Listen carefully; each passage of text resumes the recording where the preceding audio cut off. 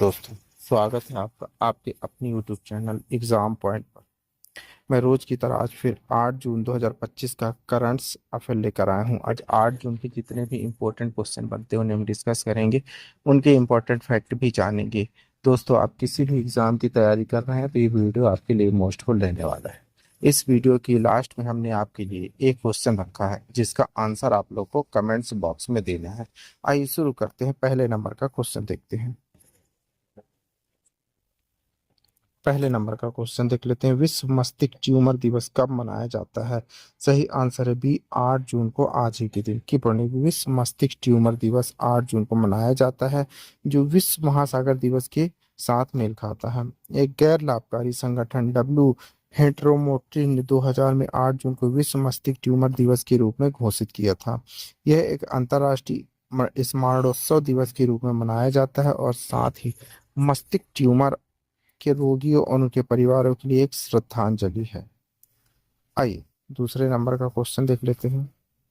केंद्रीय गृह मंत्री अमित शाह ने किस नई पहल का उद्घाटन किया है? सही आंसर है सी, भारतीय भाषा अनुभाग विवेका की। पॉइंट देखते हैं। केंद्रीय गृह मंत्री अमित शाह ने 6 जून 2025 को नई दिल्ली में भारतीय भाषा अनुभाग बीबीए का उद्घाटन किया। इस पहल का उद्देश्य भारत के प्रशासनिक कामकाज में विदेशी भाषाओं, खासकर अंग्रेजी के प्रभुत्व को कम करना और निर्णय लेने और आधिकारिक संचार में मातृभाषाओं के उपयोग को बढ़ावा देना है। यह कदम भाषाई समावेशन के दृष्टिकोण के अनुरूप है और भारत की भाषाई विविधता के माध्यम से एकता को बढ़ावा देने की दिशा में एक महत्वपूर्ण कदम है। आइए तीसरे नंबर का क्वेश्चन देख लेते हैं। संयुक्त राष्ट्र महासभा ने किन देशों को यूएनएससी के अस्थायी सदस्य के रूप में चुना है? सही आंसर है B, Bahrain, Colombia, DRC, Latvia, Liberia को। की पॉइंट देखते हैं। संयुक्त राष्ट्र महासभा ने 2 जून 2025 को बहरीन, कोलंबिया, कागो लोकतांत्रिक गणराज्य डीआरसी, लताविया और लाइबेरिया को यूएनएससी के नए अस्थायी सदस्य के रूप में चुना। इसका कार्यकाल जनवरी 2026 से दिसंबर 2027 तक रहेगा। विशेष रूप से लताविया पहली बार सुरक्षा परिषद का सदस्य बना, जो उसके लिए एक बड़ा कूटनीतिक उपलब्धि है। उद्देश्य सुरक्षा परिषद के 5 अस्थायी सदस्यों का चुनाव। महत्वपूर्ण बिंदु, लताविया का पहला बार चुना जाना। 15 सदस्यीय सुरक्षा परिषद में 5 घूर्णन अस्थायी सीटों को भरना है। आइए आगे बढ़ते हैं। चौथे नंबर का क्वेश्चन देख लेते हैं।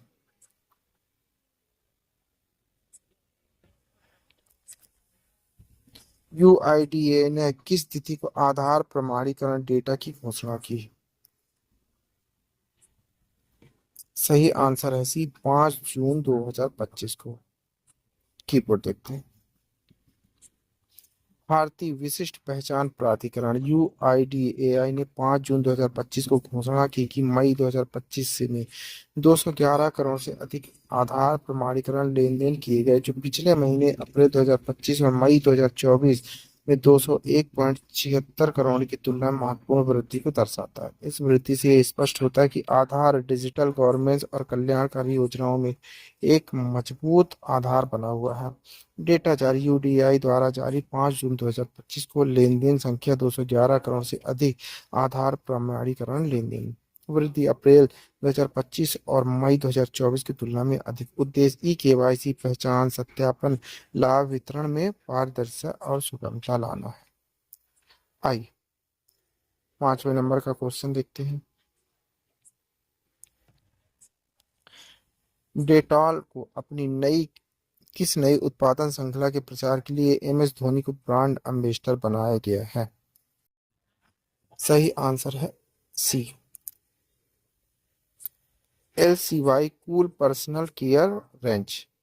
की पॉइंट देखते हैं। भारत की अग्रणी कीटाणु सुरक्षा ब्रांड डेंटल ने 28 मई 2025 को महेंद्र सिंह धोनी, देश के प्रिय कैप्टन कूल को अपने नए IC cool personal care range का ब्रांड एम्बेसडर नियुक्त किया। इस रणनीतिक साझेदारी का उद्देश्य धोनी की शांत और भरोसेमंद छवि को डेटॉल की विश्वसनीयता को जोड़ते हुए गर्मी के मौसम में स्वच्छता और ताजगी की जरूरतों को पूरा करना है। डेटॉल ने गर्मियों के लिए कीटाणु सुरक्षा के साथ ठंडक देने वाले उत्पादों की एक नई श्रृंखला ice cool range dental launch की है। इसके प्रचार प्रसार के लिए MS धोनी को ब्रांड एम्बेसडर बनाया गया है। यह अभियान गर्मी और पसीने संबंधी त्वचा समस्याओं से जूझ रहे उपभोक्ताओं से जुड़ने का प्रयास किया जाएगा।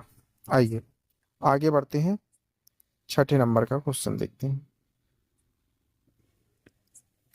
TCL इंडिया ने किस क्रिकेटर के साथ अपनी ब्रांड एम्बेसडर साझेदारी को नवीनीकृत किया है? सही आंसर है सी, रोहित शर्मा जी को। की पॉइंट लिखते हैं। TCL इंडिया एक अग्रणी उपभोक्ता इलेक्ट्रॉनिक्स ब्रांड है ने आधिकारिक रूप से भारतीय क्रिकेट के दिग्गज रोहित शर्मा के साथ अपनी ब्रांड एम्बेसडर साझेदारी के दूसरे वर्ष के लिए नवीनीकृत करने की घोषणा की है। यह साझेदारी ब्रांड के मास्टर द मोमेंट अभियान के तहत भावनात्मक जुड़ाव, तकनीकी नवाचार, समुदाय आधारित पहलों को आगे बढ़ाने की दिशा में मजबूत कदम है। 4 जून 2025 को TCL इंडिया ने रोहित शर्मा को लगातार दूसरे वर्ष के लिए अपना ब्रांड एम्बेसडर बनाए रखने की घोषणा की। यह साझेदारी भारतीय बाजार में TCL के डिजिटल नवाचार, रणनीतिक उपभोक्ता जुड़ाव और ब्रांड वैल्यू को मजबूत करती है। आइए 7वें नंबर का क्वेश्चन देखते हैं। पुरातात्विक सुराग हड़प्पा सभ्यता से पहले मानव बस्तियों को पता चलता है। कच्छ में हाल ही में हुए पुरातात्विक अध्ययन का संचालन किस संस्थान ने किया है? सही आंसर है सी, IIT गांधीनगर। की पॉइंट देख लेते हैं। IIT गांधीनगर के अध्ययन से पता चलता है कि कच्छ में मानव उपस्थिति हड़प्पा वासियों से 5000 वर्ष पहले की है। प्रारंभिक बसने मृगोल प्रधान क्षेत्र में रहते हुए सीपो जैसे आयकर, ट्विंकल और गेस्टपॉइंट पर भोजन के लिए निर्भर है। पत्थर के औजार की उपस्थिति अर्ध स्थायी बस्तियों को सुझाव देती है। हड़प्पा से पूर्व सांस्कृतिक संबंधों को लास बेला, मकराना, पाकिस्तान, ओमान प्रायद्वीप के साथ इंगित करता है। आइए आगे बढ़ते हैं, 8वें नंबर का क्वेश्चन देख लेते हैं। चुनाव के लिए प्रौद्योगिकी आधारित इंडेक्स कार्ड प्रणाली किसने शुरू की है? सही आंसर है डी, भारत निर्वाचन आयोग ने। की पंडित भारत निर्वाचन आयोग ECI ने प्रौद्योगिकी संचालित प्रणाली इंडेक्स कार्ड और सांख्यिकी रिपोर्ट के लिए शुरू की है। पहले मैनुअल डेटा एंट्री भौतिक इंडेक्स कार्ड का उपयोग करके की जाती है। यह एक गैर संवैधानिक चुनाव के बाद सांख्यिकी प्रारूप है। इसे ECI द्वारा स्वतः विकसित किया गया है। उद्देश्य सुगमता में सुधार, विधान सभा स्तर के चुनाव की आंकड़ों की के लिए। आइए 9वें नंबर का क्वेश्चन देखते हैं।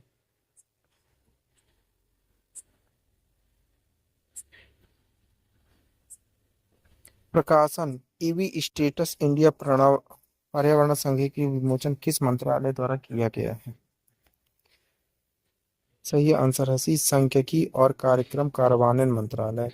EV स्टेटस इंडिया 2025 8वां संस्करण है जो सांख्यिकी कार्यक्रम कार्यान्वयन मंत्रालय MOSPI द्वारा जारी किया गया। यह राष्ट्रीय सांख्यिकी कार्यालय NSO द्वारा प्रतिवर्ष तैयार किया जाता है। वैश्विक तुलना के संयुक्त राष्ट्र FTES 2013 का पालन करता है। वार्षिक औसत तापमान 25.5 डिग्री सेल्सियस 2001 से बढ़कर 25.74 डिग्री सेल्सियस 2024 हो गया।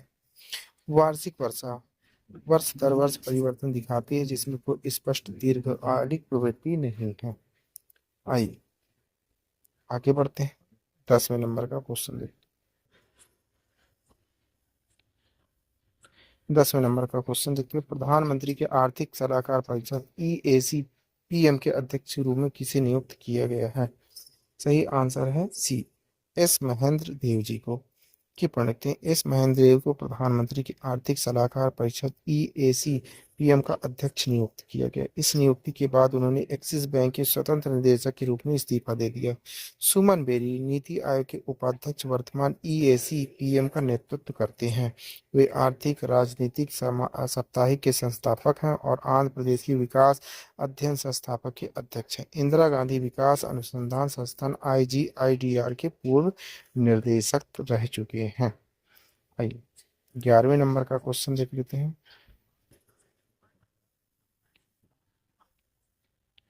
भारतीय स्पिनर गेंदबाज पीयूष चावला ने क्रिकेट के सभी प्रारूपों से संन्यास की घोषणा की। पीयूष चावला ICC विश्व कप जीतने वाले इन दो प्रमुख टीमों का हिस्सा हैं। सही आंसर है बी, 2007 से 2011 तक।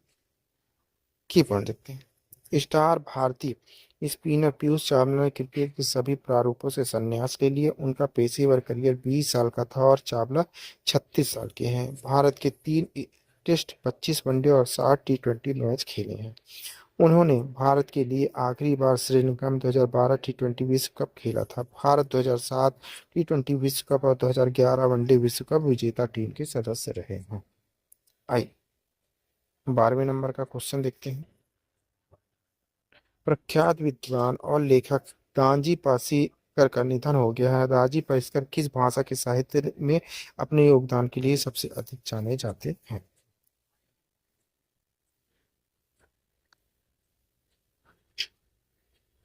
सही आंसर है सी मराठी। की पढ़ लेते हैं। दांजी पासीकर, जिन्हें नरहरि विष्णु शास्त्री के नाम से भी जाना जाता है, कि 92 वर्ष की आयु में ठाणे महाराष्ट्र में निधन हो गया। वह प्रख्यात विद्वान और लेखक थे। वो मराठी साहित्य के क्षेत्र में कार्य करते थे। भारतीय महाकाव्यों जैसे महाभारत, एकनाथी भागवत और भावार्थ रामायण अपने गहन ज्ञान के लिए जाने जाते हैं। उन्होंने थिएटर मेटर के रूप में महत्वपूर्ण योगदान दिया। नाट्य संपदा नाट्य संस्था का मार्गदर्शन भी किया है। आइए 13 नंबर का क्वेश्चन देख लेते हैं। भारतीय भाषा अनुभाग किसने लॉन्च किया है? सही आंसर है बी, अमित शाह जी ने। की पढ़ लेते हैं। गृह मंत्री अमित शाह ने भारतीय भाषा अनुभाग को नई दिल्ली में लॉन्च किया। प्रशासन में विदेशी भाषा के प्रभाव को कम करने का मील का पत्थर है। इस बल दिया गया सोच और निर्णय लेने की प्रक्रिया मातृभाषा में होनी चाहिए। स्थानीय भाषाओं को मजबूत करना भारतीय गौरवशाली भविष्य की कुंजी है। आइए 14 नंबर का क्वेश्चन देख लेते हैं। चौथा भारत मध्य एशिया वार्ता कहाँ आयोजित किया गया है? सही आंसर है डी, नई दिल्ली में। की पंडित, भारत और मध्य एशियाई देशों का लक्ष्य संयुक्त अन्वेषण दुर्लभ पृथ्वी महत्वपूर्ण खनिजों का करना है। चौथा भारत मध्य एशिया वार्ता नई दिल्ली में आयोजित किया गया था, जिसकी अध्यक्षता डॉक्टर एस जयशंकर ने की थी। कजाकिस्तान, किर्गिस्तान, गणराज्य ताजिकिस्तान, तुर्कमेनिस्तान और उज्बेकिस्तान के मंत्री उपस्थित हुए। राष्ट्र ने पहले भारत मध्य एशिया दुर्लभ पृथ्वी मंच सितंबर 2024 में आयोजित का स्वागत किया और जल्द ही दूसरे मंच का आग्रह किया है। आइए लास्ट क्वेश्चन देख लेते हैं 15 नंबर। किस भारतीय कंपनी ने राफेल की फ्यूजलेज के निर्माण के लिए डसॉल्ट एविएशन के साथ समझौते ज्ञापन पर हस्ताक्षर किए? सही आंसर है बी, टाटा एडवांस सिस्टम। की पॉइंट देखते हैं। डसॉल्ट एविएशन फ्रांस और टाटा एडवांस सिस्टम भारत ने 4 समझौते संयुक्त रूप से राफेल फ्यूजलेज के निर्माण के लिए किए। यह पहली बार है जब राफेल फ्यूजलेज का उत्पादन फ्रांस के बाहर होगा। भारत के हैदराबाद में एक नई सुविधा स्थापित की जाएगी। यह परियोजना भारत की एरोस्पेस निर्माण वैश्विक आपूर्ति श्रृंखला की भूमिका में एक महत्वपूर्ण कदम है। फ्यूजलेज के पहले हिस्सों के 2028 तक आने की उम्मीद है। इस सुविधा का लक्ष्य प्रति माह 2 फ्यूजलेज तक का उत्पादन करना है। आइए आपके लिए क्वेश्चन है। इसी क्वेश्चन का आंसर आप लोग को कमेंट्स बॉक्स में देना है। क्वेश्चन देखते हैं। 51वां G7 शिखर सम्मेलन कब आयोजित किया जा रहा है? 1 से 3 जून 2025, 10 से 12 मई 2025, 15 से 17 जून 2025, 20 से 22 जुलाई 2025। दोस्तों इस क्वेश्चन का आंसर आप लोग को कमेंट्स बॉक्स में देना है। क्वेश्चन का आंसर का आप लोग जरूर दीजिएगा, भूलिएगा नहीं। आप पढ़ रहे हैं 8 जून 2025 का डेली करंट अफेयर। दोस्तों आप किसी भी एग्जाम की तैयारी कर रहे हैं, ये वीडियो आपके लिए मोस्टफुल रहने वाला है। इस वीडियो की पीडीएफ डाउनलोड करने के लिए आप हमारे टेलीग्राम चैनल एग्जाम पॉइंट पर जाकर वहां से पीडीएफ डाउनलोड कर सकते हैं। Thank you for watching my video. इस वीडियो को ज़्यादा से ज़्यादा शेयर करें, लाइक करें, कमेंट करें। Thank you.